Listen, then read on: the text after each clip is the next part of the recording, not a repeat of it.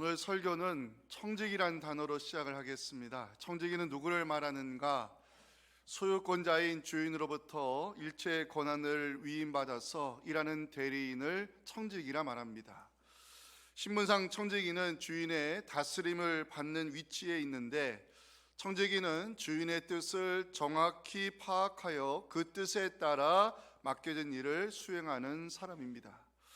청지기란 단어를 구약에서 찾아보면 히브리어로 주인의 집을 맡은 관리자를 뜻합니다. 대표적인 사람이 보디발 집의 가정 총무가 된 요셉을 들 수 있습니다. 청지기란 주인의 집을 관리하고 돌보는 자임을 요셉을 통해 보여주고 있습니다. 청지기와 관련된 히브리어가 하나 더 있는데 종이라는 뜻을 가지고 있습니다. 종이라는 단어는 경작하다, 일하다, 섬기다는 의미에서 유래가 됐는데, 주인을 위해 일하고 섬기는 종이 청지기임을 알 수 있습니다. 그런 의미에서 이스라엘 왕들은 하나님이 세우신 청지기들이라 말할 수 있습니다. 하나님께서 맡기신 이스라엘 백성을 하나님 뜻에 따라 다스리는 책임이 이스라엘 왕에게 주어진 청지기직이었습니다. 이스라엘 왕이 된 사람, 해서는 안 되는 일이 있고 반드시 할 일이 있었습니다. 해서는 안 되는 일이 무엇일까? 병마를 많이 두어서는 안 되고 아내도 많이 두어서는 안 된다고 신명기는 기록하고 있습니다. 하나님이 세우신 청지기 이스라엘 왕이 반드시 해야 할 일이 있는데, 율법서를 곁에 두고 읽는 일이었습니다. 신명기 17장 18절 19절 보시면, 그가 왕위에 오르거든 이 율법서의 등사본을 레위 사람 제사장 앞에서 책에 기록하여 평생에 자기 옆에 두고 읽어 그의 하나님 여호와 경외하기를 배우며 이 율법의 모든 말과 이 규례를 지켜 행하라. 성경이 말씀합니다. 이스라엘 왕이 율법서를 곁에 두고 읽고 배워야 되는 이유는 하나님의 뜻대로 백성을 다스리기 위함이었습니다. 그런 의미에서 하나님 마음에 합한 청지기는 다윗이라 평가할 수 있습니다. 오늘 본문 5절과 8절을 보니 하나님께서 다윗을 내 종이라 부르고 있습니다. 하나님이 다윗을 내 종이라 부르심은 하나님이 다윗을 충성스러운 청지기로 인정하셨다고 해석할 수 있습니다. 다윗이 이스라엘의 왕이 되었다는 기록은 사무엘하 5장부터 시작이 되는데, 다윗이 왕의 자리에 오른 이후 두 가지 중요한 국가 정책을 추진합니다. 하나는 예루살렘을 정복해서 이스라엘의 수도로 삼는 일이었고, 또 하나는 하나님의 법궤를 모셔오는 일이었습니다. 하나님의 임재를 상징하는 법궤가 예루살렘에 들어왔을 때 다윗이 얼마나 기쁘고 기뻤는지 힘을 다하여 춤을 추었다는 기록 우리 잘 알고 있습니다. 자, 그런데 다윗의 마음에 불편함이 생기기 시작했습니다. 2절 오늘 살펴볼 본문은 이스라엘 왕이 된 다윗에게 하나님이 은혜를 베풀어 주셨다는 기록으로 시작을 합니다. 1절 보시면, 여호와께서 주위의 모든 원수를 무찌르사 왕으로 궁에 평안히 살게 하신 때에, 이 구절을 히브리 성경으로 보면 여호와께서 그를 위하여 사방의 모든 대적들로부터 쉬게 하셨다로 되어 있습니다. 한순간 잠깐의 쉼이 아니라 오래 지속되는 평안의 시대를 열어주셨다는 의미입니다. 하나님께서 은혜를 베풀어 주셨는데 다윗의 마음 한쪽에는 불편함이 생기기 시작했다는 사실 2절에서 보여주고 있습니다. 자, 중요한 말씀입니다. 함께 읽겠습니다. 시작. 왕이 선지자 나단에게 이르되, 볼지어다 나는 백향목 궁에 살거늘 하나님의 궤는 휘장 가운데 있도다. 자신은 백향목 궁에 살고 있는데 하나님의 궤는 휘장 가운데 안치되어 있다는 사실이 다윗에게는 불편함이었고, 하나님이 거하실 성전을 건축해야 될 마음이 생기는 이유였습니다. 나단 선지자는 하나님을 위하는 다윗의 마음을 알고 있기에 왕의 마음에 있는 것을 행하라고 3절에서 제시하고 있습니다. 나단이 왕께 아뢰되, 여호와께서 왕과 함께 계시니 마음에 있는 것을 행하소서. 그런데 그 밤에 뜻밖의 소식이 나단 선지자로부터 들려왔습니다. 하나님께서 성전 건축을 거절하셨습니다. 5절 보시면, 가서 내 종 다윗에게 말하라. 네가 나를 위하여 내가 살 집을 건축하겠느냐. 하나님은 지금까지 단 한 번도 어느 지파에게 나를 위하여 성전을 건축하라 명령한 적이 없다고 7절에서 말씀하셨습니다. 이스라엘 어느 지파 가운데 너희가 어찌하여 나를 위하여 백향목집을 건축하지 아니하였느냐고 말한 적이 있더냐. 결론적으로 하나님 다윗의 성전 건축에 대해서 리젝트 시켰습니다. 그런데 더 중요한 것은 그런 다윗에게 하나님께서 축복의 언약을 허락해 주셨습니다. 그 유명한 다윗 언약에 대한 말씀을 우리가 살펴볼 텐데요, 11절 마지막부터 16절까지가 그 유명한 다윗 언약에 대한 기록입니다. 함께 읽고 오늘의 메시지 통해 은혜 나누겠습니다. 시작. 여호와가 또 내게 이르노니 여호와가 너를 위하여 집을 짓고 내 수완이 차서 내 조상들과 함께 누울 때에 내가 네 몸에서 날 내시를 내 뒤에 세워 그의 나라를 견고하게 하리라. 그는 내 이름을 위하여 집을 건축할 것이요 나는 그의 나라 왕위를 영원히 견고하게 하리라. 나는 그에게 아버지가 되고 그는 내게 아들이 되리니 그가 만일 죄를 범하면 내가 사람의 매와 인생의 채찍으로 징계하려니와 내가 네 앞에서 물러나게 한 사울에게서 내 은총을 빼앗은 것처럼 빼앗지는 아니하리라. 내 집과 내 나라가 내 앞에서 영원히 보존되고 내 왕위가 영원히 견고하리라 하셨다라. 자, 첫 번째 메시지 중요합니다. 함께 읽겠습니다. 청지기는 모든 것이 하나님의 은혜임을 고백해야 합니다. 자, 오늘 본문을 보면요, 여호와께서라는 단어로 시작을 합니다. 1절 보시면 여호와께서 주위의 모든 원수를 무찌르사 왕으로 궁에 평안히 살게 하신 때에, 다윗이 능력이 많아서 전쟁에서 승리한 것이 아니라는 것입니다. 다윗이 정치를 잘해서 평안의 시대가 열린 것이 아니라는 것입니다. 다윗이 이스라엘 원수인 블레셋 족속을 물리치고 승리한 것, 다윗 시대에 평안이 찾아온 것, 이 모든 것이 하나님의 은혜의 결과임을 성경이 증거하고 있습니다.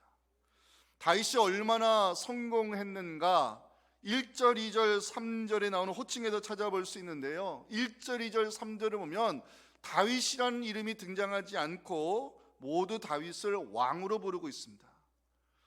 이제는 누구라도 다윗을 이스라엘의 왕으로 인정할 정도로 다윗의 왕권이 견고히 세워져 있다는 증거입니다.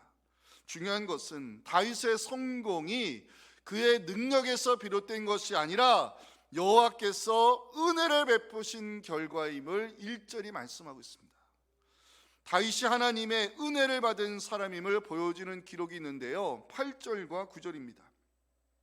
그러므로 이제 내 종 다윗에게 이와 같이 말하라. 안 그래 여호와께서 이와 같이 말씀하시기를 내가 너를 목장 곧 양을 따른 데에서 데려다가 내 백성 이스라엘의 주권자로 삼고 네가 가는 모든 곳에서 내가 너와 함께 있어 내 모든 원수를 내 앞에서 멸하였은즉, 하나님이 다윗에게 베푸신 은혜 세 가지로 나타나고 있습니다. 첫 번째 은혜는 선택입니다. 8절 보면 내가 너를 목장 곧 양을 따른 데에서 데려다가, 생각해보면 다윗 일개 목동에 불과한 소년이었죠. 양치는 목동은 이스라엘 사회에서 그 당시에 천한 직업이었습니다. 그런 다윗을 택하시고 사무엘 선지자를 보내 이스라엘의 왕으로 기름 부으신 분이 하나님이십니다.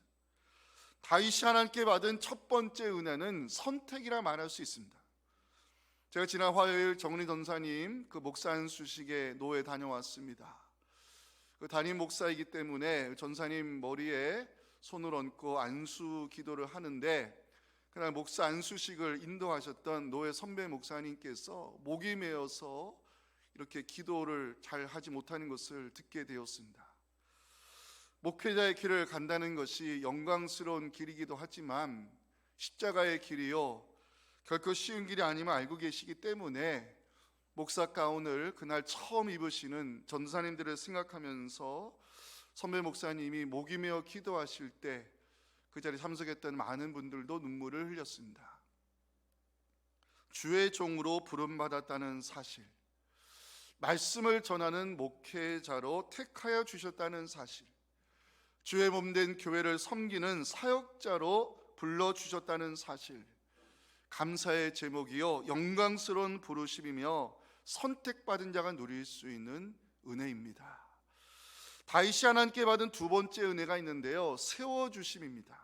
8절 마지막 보시면 내 백성 이스라엘의 주권자로 삼고 다윗을 이스라엘의 청지기로 세워주신 분이 하나님이십니다. 다윗을 이스라엘의 왕으로 지도자로 주권자로 세우신 분이 하나님이시라고 성경이 말씀하고 있습니다. 여러분들, 지금 우리가 서 있는 자리를 생각해 보기 원합니다. 하나님께 영광의 찬송을 드리는 예배자의 자리에 우리가 서 있습니다. 하나님을 아버지라 부를 수 있는 기도자의 자리에 서 있습니다. 주님께서 피로 값지고 사신 교회를 섬기는 직분자의 자리에 우리가 서 있습니다. 지금 우리가 서 있는 자리, 우리의 의지로 서 있는 것이 아니라 하나님의 은혜로 세움받은 자리입니다. 우리를 이 자리에 세워주신 분이 하나님이심을 고백하시기 바랍니다. 예배자의 자리는요, 택함 받은 주의 백성만이 설 수 있는 거룩한 자리입니다. 기도자의 자리는요, 하나님을 아버지라 부를 수 있는 주의 자녀들만이 엎드릴 수 있는 특권의 자리입니다. 교회를 섬기는 직분자의 자리는요, 주의 종으로 부름받은 사람들만이 섬길 수 있는 은혜의 자리인 것입니다. 그 자리에 우리를 세워주신 분이 하나님이십니다. 세움을 받은 것이 내게 주신 축복이요 은혜임을 알고 충성된 마음으로 섬기는 여러분들을 통해 하나님 기쁨과 영광 거두시기를 간절히 소망합니다. 다윗이 하나님께 받은 세 번째 은혜가 있는데 승리의 역사입니다. 9절 마지막 보시면 내 모든 원수를 내 앞에서 멸하였은즉 땅에서 위대한 자들의 이름같이 내 이름을 위대하게 만들어 주리라. 실제로 하나님 다윗의 인생 가운데 어디 가든지 승리하도록 도와주셨고 그의 이름이 명성을 떨치도록 은혜 베풀어 주셨다는 사실, 사무엘하 8장 13절 14절은 증거하고 있습니다. 다윗이 소돔 골짜기에서 에돔 사람과 전쟁을 붙었는데 18,000명을 쳐지고 돌아와 다윗의 이름, 그 명성이 온 누리에 떨치게 됐습니다. 다윗이 어디로 가든지 여호와께서 이기게 하셨다고, 승리 역사를 만들어 주셨다고 성경은 기록하고 있습니다. 다윗이 거둔 승리의 기쁨, 하나님이 오신 결과였습니다. 다윗의 이름이 명성을 떨친 이유, 하나님 은혜 베푸심 때문이었습니다. 그래서 다윗은 고백합니다. 나를 선택하여 주신 분이 하나님이시요, 나를 이 자리에 세워주신 분도 하나님이시요, 나에게 승리 역사를 만들어주신 분이 하나님이시라고 다윗은 고백하고 있습니다. 중요한 것은 선택받음, 세워주심, 승리의 역사는요, 하나님이 다윗과 함께 하심 때문이라고 9절에서 증거하고 있다는 것입니다. 자, 표시해 주세요. 내가 너와 함께 있어. 내가 너와 함께 있어. 다윗이 누리고 있는 선택받음, 세워주심, 승리의 역사는 하나님이 함께 하심의 결과라는 것을 성경이 분명히 증거하고 있습니다.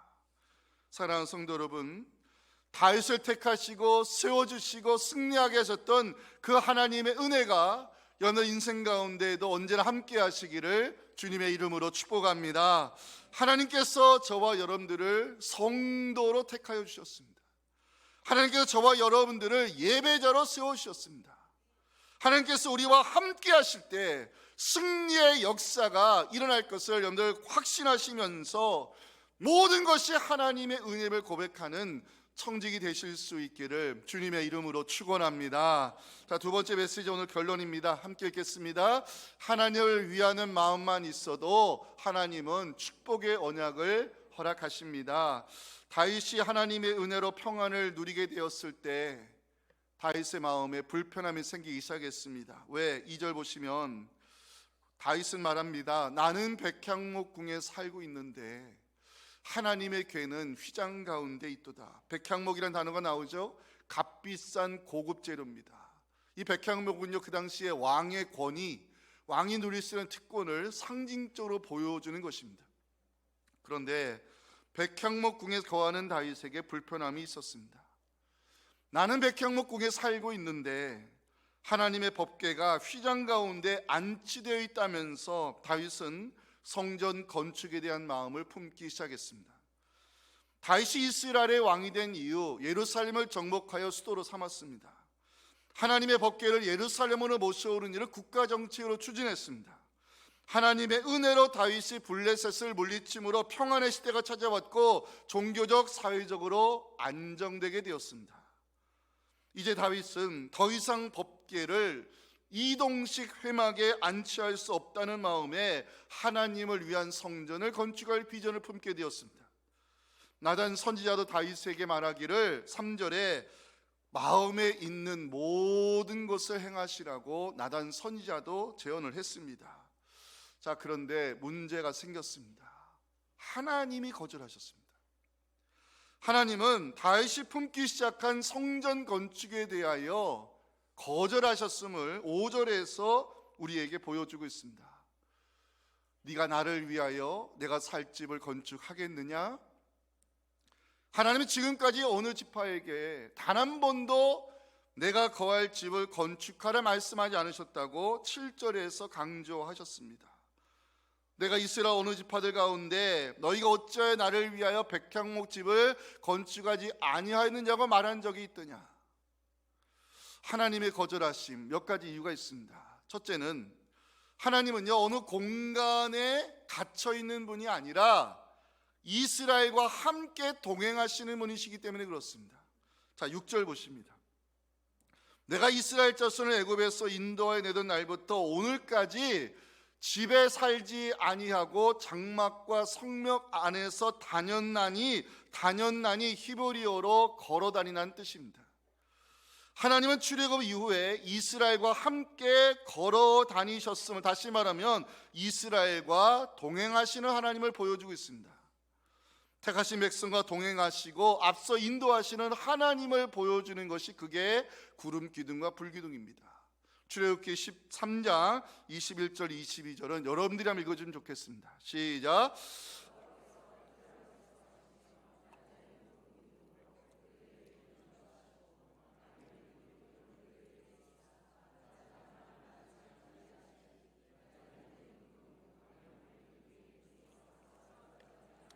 아멘. 하나님이 성전 건축을 거절하신 두 번째 이유는요, 역대하 28장 3절에서 그 이유를 찾을 수 있습니다. 하나님이 내게 이르시되 너는 전쟁을 많이 한 사람이라 피를 많이 흘렸으니 내 이름을 위하여 성전을 건축하지 못하니라 말씀했습니다. 결론적으로 하나님 다윗의 성전 건축을 거절하셨습니다. 다윗의 입장에서 보면 이해가 되지 않았을 것입니다. 자신은 백향목 궁에 거하는데 하나님의 임재를 보여주는 법궤가 이동식 천막에 있는 것이 다윗에게는 불편함이었습니다. 하나님을 거룩한 성전에 모셔 이스라엘의 진정한 왕은 내가 아니라 하나님이심을 보여주고 싶었습니다. 예루살렘의 성전을 건축해서 이스라엘 공동체가 하나님 중심으로 세워지기를 원했습니다. 무엇보다 하나님을 위하는 마음으로 하나님이 거하실 성전을 건축하고 싶었던 것이 다윗의 마음이었습니다. 하지만 하나님 거절하셨고 다윗의 꿈은 무산됐습니다. 그런데요, 그런 다윗에게 하나님이 축복의 언약을 허락하셨습니다. 이게 중요합니다. 거절당함도 은혜가 될 수 있음을 오늘 본문이 보여주고 있는 것입니다. 성사학자들은 11절 마지막부터 16절까지를 다윗 언약이라 부르고 있는데요, 하나님께서 다윗에게 약속하신 언약이 무엇일까? 오늘 이 말씀이 우리에게 주시는 축복의 언약으로 받으며 몇 가지 함께 살펴보겠습니다. 첫째, 하나님이 다윗에게 약속하신 축복의 언약은 내가 너희 집을 세워주겠다 약속하셨어요. 오늘 본문에서 가장 많이 등장하는 단어가 있어요. 집이라는 단어입니다. 1절 보시면 궁이 나오죠. 히브리어로 집을 가리키는 단어입니다. 6절에 집에 살지 아니하고 7절에 백향목 집이라는 단어가 나오는데 다윗 언약에서 핵심이 되는 키워드가 바로 집이란 단어입니다. 자, 이제 11절 마지막을 주목해 보십시오. 여호와가 너를 위하여 집을 짓고. 다윗이 무슨 집을 짓고자 했죠? 하나님을 위하여 하나님이 거하실 성전, 거룩한 집을 짓고자 했어요. 근데 하나님이 거절하셨죠. 근데 하나님 다윗에게 약속하시기를 내가 너를 위하여 집을 짓겠다, 지금 이렇게 말씀하고 있어요. 여기서 집이라고 하는 것은 왕조를 의미합니다.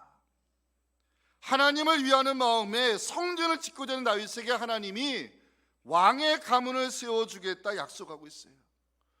너를 위하여 집을 짓겠다는 말씀은 이스라엘 역사에 다윗 왕조를 세우겠다는 의미인데, 궁극적으로는 다윗의 혈통으로 오시는 예수 그리스도를 통하여 하나님 나라의 왕국, 하나님의 집을 건설하겠다는 뜻으로 해석할 수 있습니다. 하나님을 위하여 집을 짓고자 했던 다윗의 마음을 기쁘게 받으시고 하나님 이스라엘 역사에 다윗의 집, 왕의 가문을 세워주겠다 약속하셨습니다. 두 번째 하나님이 다윗에게 주신 축복의 언약은 아버지와 아들의 관계입니다. 14절 보실까요? 나는 그에게 아버지가 되고 그는 내게 아들이 될 것이다. 다윗의 뒤를 이어 이스라엘의 왕이 될 사람들을 하나님은 당신의 아들로 삼으시겠다 약속했어요. 복음서 기자인 누가는 이 약속이 다윗의 자손으로 오신 예수 그리스도를 통하여 성취되었다고 누가복음 1장 31절부터 33절에서 기록하고 있습니다. 함께 읽겠습니다. 보라, 네가 잉태하여 아들을 낳으리니 그 이름을 예수라 하라. 그가 큰 자가 되고 지극히 높으신 이의 아들이라 일컬어질 것이요 주 하나님께서 그 조상 다윗의 왕위를 그에게 주시리니 영원히 야곱의 집을 왕으로 다스리실 것이며 그 나라가 무궁하리라. 아멘. 하나님이 다윗에게 약속하신 세 번째 축복은 영원한 보존입니다. 16절은 다윗 언약에 있어 절정이라 말할 수 있는 말씀입니다. 함께 읽겠습니다. 내 집과 내 나라가 내 앞에서 영원히 보존되고 내 왕위가 영원히 견고하리라 하셨다라. 아멘. 다윗의 왕조가 영원히 보존되고 견고하리라 하나님 약속했는데 실제로 이루어졌을까? 역사적으로 보면 의문을 가질 수 있습니다. 다윗 왕조는요, 남유다 20대 왕 시드기야를 끝으로 바벨론에 의해 무너지게 되면서 종말을 맞이하게 됩니다. 유다 백성들 포로로 끌려갔고요, 거룩한 성전 불에 타 사라졌습니다. 내 집과 내 나라가 영원히 보존되고 내 왕위가 영원히 견고하리라 하나님의 약속이 깨졌을까? 그렇지 않습니다. 하나님은 다윗과 맺으신 언약을 기억하고 계셨고요, 그 약속을 이루고자 바사왕 고레스를 통하여 바벨론을 무너지게 하셨으며 포로 기환자들을 예루살렘으로 보내 무너진 성전과 성벽을 재건하는 회복의 역사를 이루시며 다윗 왕조를 지켜내셨습니다. 또한 하나님 다윗의 후손으로 오신 예수 그리스도를 만왕의 왕으로 세우시고 하나님 나라 왕국을 건설하게 하셨습니다. 더 중요한 것은 하나님을 위하여 성전을 짓고자 하는 다윗을 위하여 하나님은 그에게 왕조를 세워주시고 그의 자녀를 아들로 삼으시며 그의 왕위를 영원히 보존하여 견고히 세워주겠다 약속했습니다. 저는 다윗 언약을 묵상하는 가운데 참 은혜로운 메시지를 깨닫게 되었습니다. 하나님을 위하는 마음만 가지고 있어도 하나님은 축복의 언약을 허락하시는구나. 결론적으로 다윗의 성전 건축 거절당했습니다. 하지만 거절당함도 은혜가 될 수 있다는 것을 보여주는 것이 다윗 언약입니다. 사랑하는 성도 여러분, 하나님을 위하는 마음을 가지시기 바랍니다. 하나님을 위하는 마음만 있어도 우리 하나님 축복의 언약 허락해 주심을 삶에서 경험하는 우리 모두가 되었으면 좋겠습니다. 하나님을 위하는 마음으로 아브라함이 말씀을 쫓아갔을 때 하나님 아브라함에게 땅의 기업과 자손의 번성함을 약속하셨습니다. 창세기 13장 15절 16절입니다. 보이는 땅을 내가 너와 네 자손에게 주리니 영원히 이르리라. 내가 네 자손이 땅에 티끌 같게 하리니 사람이 땅에 티끌을 능히 셀 수 있을진데 네 자손도 세리라. 하나님을 위하는 마음으로 이삭이 약속의 땅을 떠나지 않았을 때 하나님 이삭에게 천하 만민이 내 자손을 통해 복을 받을 것이라 약속했습니다. 창세기 26장 4절입니다. 내 자손을 하늘의 별과 같이 번성하게 하며 이 모든 땅을 내 자손에게 주리니 내 자손으로 말미암아 천하 만민이 복을 받으리라 약속했습니다. 하나님을 위하는 마음으로 베델에 올라가 제단을 쌓았던 야곱, 하나님 그 야곱을 이스라엘이라 부르시고 축복의 언약을 허락해 주셨습니다. 창세기 35장 11절 12절 오늘 마지막 말씀입니다. 함께 읽겠습니다. 하나님이 그에게 이르시되 나는 전능한 하나님이라 생육하며 번성하란 백성과 백성들의 총회가 내게서 나오고 왕들이 내 허리에서 나오리라. 내가 아브라함과 이삭에게 준 땅을 내게 주고 내가 네 후손에게도 그 땅을 주리라. 아멘. 사랑하는 성도 여러분, 하나님을 위하는 마음을 가지시기 바랍니다. 하나님을 위하는 마음만 있어도 우리 하나님 축복의 언약 허락하심을 믿으시면서 우리의 집을 말씀 위에 견고히 세워주시고 우리 자녀들을 통해서 천하 만민이 복을 많은 축복의 통로로 사용하여 주시기를 주님의 이름으로 축원합니다.